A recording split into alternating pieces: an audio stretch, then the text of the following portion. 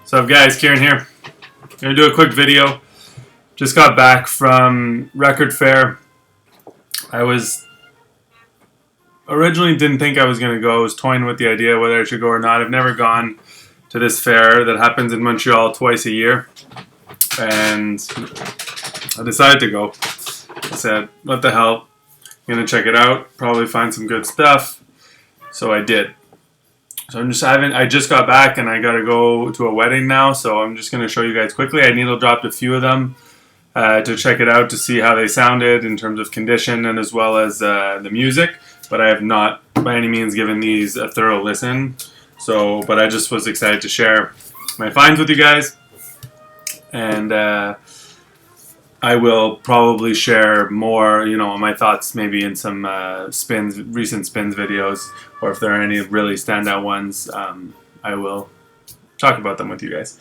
But I'm pretty excited about some of my finds. But first of all, some house cleaning. I just wanted to say thank you to everyone, to the people that have done an entry to my contest, my 300 subscribers contest. 4 people so far. Thank you very much. And the contest is running till the end of the month, so hopefully I can get a few more entries in there. Maybe 10 would be nice. Sorry. So that's 10 Desert Island discs. I know a lot of people struggle with picking just 10, but I mean, don't worry about it. Just pick 10. I know there's more than 10, but 10 that you would bring with you. I know it's impossible to narrow down to 10. Those of you that did it already, you guys did a great job. But, 10 albums can't live without on a desert island. And paste a link to your entry in the in my contest video, which you'll see a couple videos back. Okay, let's get into the records because I got to get going. First one vendor. So I'd never been to any record fair of any kind. So I mean, I kind of knew what to expect based on I'd seen videos and images from record fairs. Just a bunch of vendors. It was in a church basement. I don't know if it's standard to charge to get in. This one was $5, which is whatever. It's fine. I don't know if all record fairs charge to get in. It seems kind of weird since they're going to spend money. But and then they were offering a $12 entry fee for an hour and 15 minutes early, like an early bird cost. So I don't know. Those of you that go to record fairs, is that kind of standard, or they just want to make some money off of it? Anyway, so first one is actually a record that Christian, you showed in your contest entry for me, the Desert Island Disc, and it's one that I had never heard. I knew about, obviously.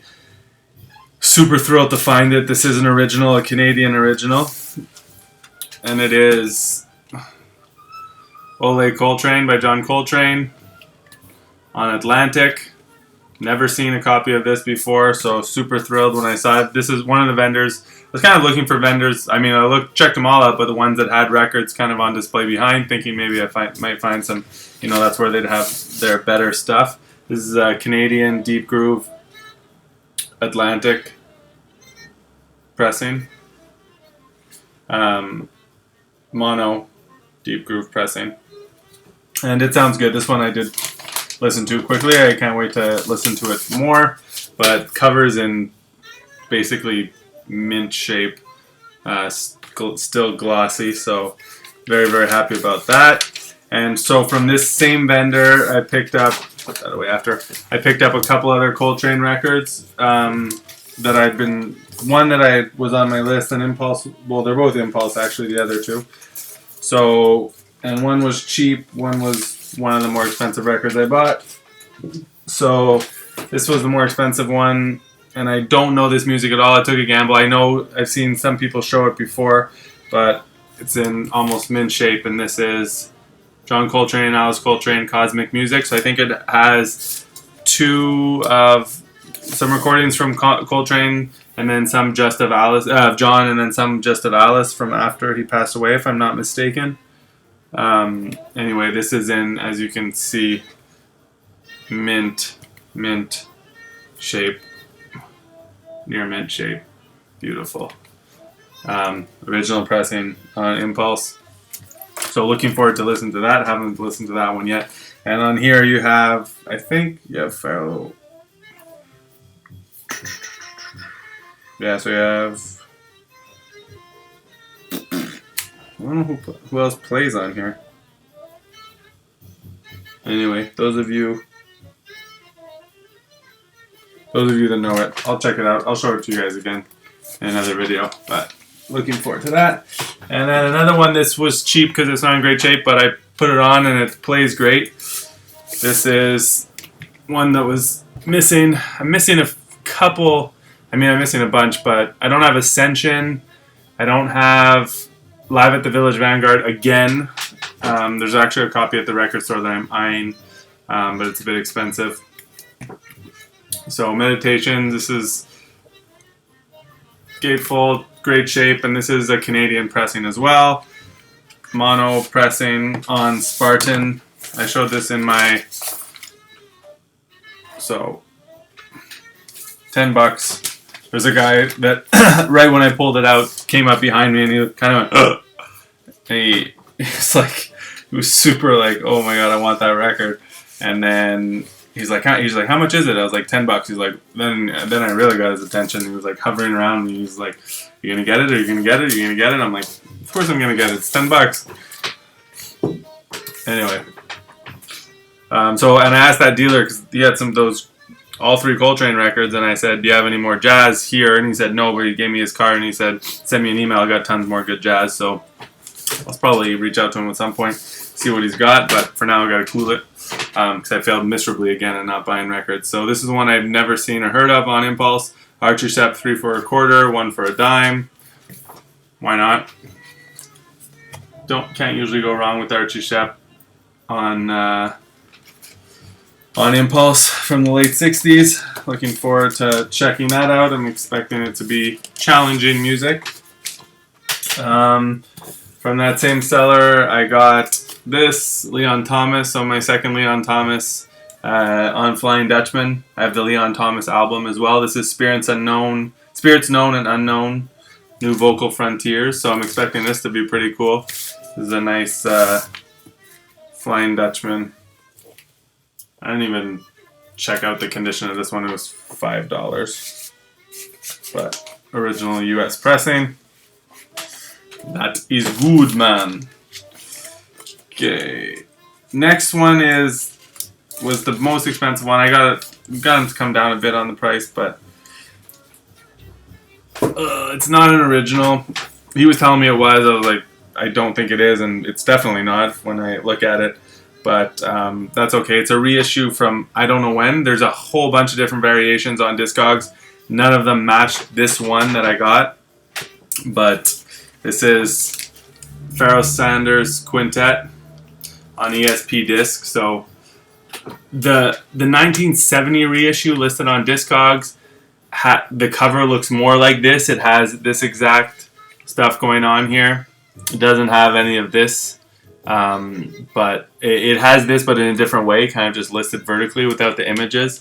But regardless, very happy to find this. I don't think I'm ever going to find a first pressing unless I seek it out. But to just come across this was really, really cool. So I don't really know exactly which pressing it is. It's definitely an old pressing. It's by no means is it new, a modern reissue. And what's interesting in this, and this I only saw when I got home, but here it says Library of Congress catalog card number, and then there's a number on there. So I guess this came from the Library of Congress, which is interesting, very interesting. And the guy had another. This is a seller. He has a store in Montreal, and he had another ESP disc. He had a Sun Ra, World of Heliocentric, something like that, Volume 2. Anyway, the label looks the same on this as the original. It's a stereo pressing. So yeah, he had another ESP disc, and once I got home and saw this Library of Congress thing, made me wonder if that one also had it, but too late to tell now. Anyway, US pressing of Pharoah Sanders Quintet. I know the original, it says, is like a textured sleeve. This is just kind of a regular sleeve, and it doesn't say this, Pharoah Sanders Quintet, but the 1970 reissue that looks like this has a completely different cover, which is what throws me off. But hey, this one I gave a listen to. Excellent. That's an excellent LP. Not quite as different than his spiritual stuff. This is from '64. Definitely free-ish. So that was my first ESP disc ever, and now as I was leaving, found this one. It's my second one ever. I'd recently come across a couple that I passed up on. One, I don't even remember what it was called, and then the other one was Marion Brown, Why Not?, which also kind of threw me for a loop on whether it was an original. It seemed different than what Discogs was listing, but it seems that ESP is quite confusing in terms of deciphering the pressings and stuff. There's a bunch of seemingly mishmashy stuff going on. But this one that I picked up is Frank Wright Quintet, Your Prayer. And as far as I can tell, this is an original. There isn't any other pressings listed on ESP, on Discogs for this release. And this, I'm sure I listened to it quick. I just needle dropped it quick, and it sounds cool. Definitely challenging. The guy who was selling it was like, "You know what that is?" I was like, "Yeah, I know what that is. I mean, I don't know this album, but I know what it's gonna sound like." He's like, "Yeah, I bought it to discover, but it was a bit too much for me." But he was selling it for $15, and it's in perfect shape, so I couldn't pass on it. I mean, I would have thought about it for more, but for $15, I wasn't gonna leave this. Frank Wright, Your Prayer. So ESP disc number 1 and number 2 for me in my collection, and this one is, so the Pharaoh actually is ESP 1003, so a really early on one, and this is ESP disc 1053. So happy to have a couple ESP discs. And next label to check off my list is Strata East. Don't have any Strata East in my collection, or Black Jazz, but I feel the Strata East is coming soon. I got my eye on a couple at the store. If you've been watching my videos and following me on Instagram, maybe you know that I'm been on a Muse kick recently, because I found that Buster Williams Pinnacle, and I got the Joe Chambers recently, and I picked up the Jimmy Heath. So I've been loving Muse, so I'm kind of on the lookout now. I kind of made a little list of Muse records that I want, and I rewatched Champ Sound's entry to my last contest on Muse, and that kind of gave me some ideas. But this, the same vendor as the Pharaoh album, he was selling this, and maybe a good price on it. And there was another one. There was a Willis Jackson that I left behind on Muse. I listened to it, didn't sound essential, but this one, when I needle drop quickly, sound pretty cool, and I love that color. So Valleyland, Walter Bishop with Sam Jones and Billy Hart. Looking forward to that. This I just picked up. Guy gave it to me for $5. This is just after Otis Redding passed away. This was released so after he died, but it's not a complete mishmash. It's definitely some good music that he recorded, from what I understand. But you have Booker T on here, and as well as Isaac Hayes. So I'm sure it's not amazing, not his best work like his albums that came out before he passed away. But I'm looking forward to that because I like me some Otis Redding. Picked up this Curtis Live. Never seen this on vinyl anywhere in my digging adventures, and I love this record. If you like Curtis Mayfield and you like soul and you don't know this, definitely check it out. I have it on CD, and it is definitely an amazing live concert, up there with the Donny Hathaway in terms of something special. And it's recorded at Bitter End in New York City. Unbelievable. Definitely check out Curtis Mayfield Live, double LP on Curtum. And the rest is just topping up my Miles Davis collection. So I recently got Kind of Blue, which I showed. And as well as, what's the other one I got?